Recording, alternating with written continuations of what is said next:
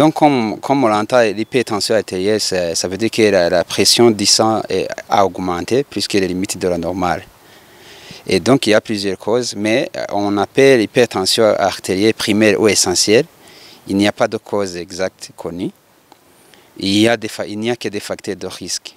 S'il y a une cause connue, on appelle ça hypertension artérielle secondaire. Donc, la majorité, c'est l'hypertension artérielle essentielle ou primaire.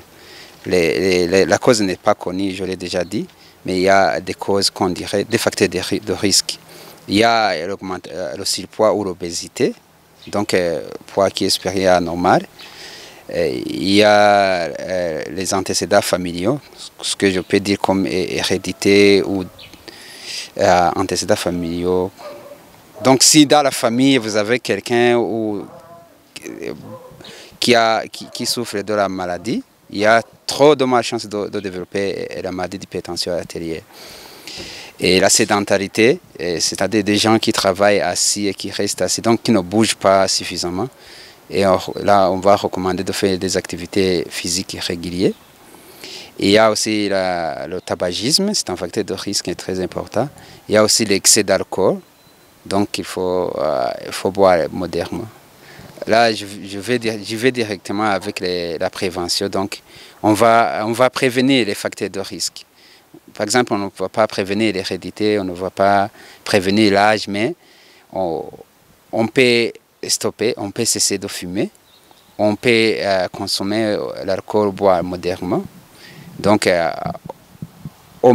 pas dépasser les 6 à 8 unités par jour et des fois, il faut avoir des jours off.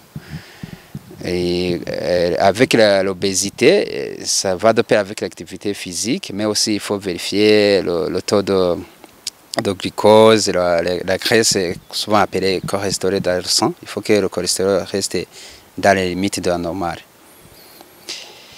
Et celui qui a déjà l'hypertension artérielle, donc il n'y a pas à prévenir. On le conseillerait de se comporter comme celui qui agit sur la prévention. Donc il faut cesser de fumer, il faut boire modérément de l'alcool. Et il faut respecter les prescriptions médicales et aussi sans oublier de vérifier régulièrement les valeurs de la tension artérielle. Si on peut avoir la machine chez soi, c'est très bien. Si on ne peut pas, il faut visiter la facilité sanitaire qui est proche régulièrement.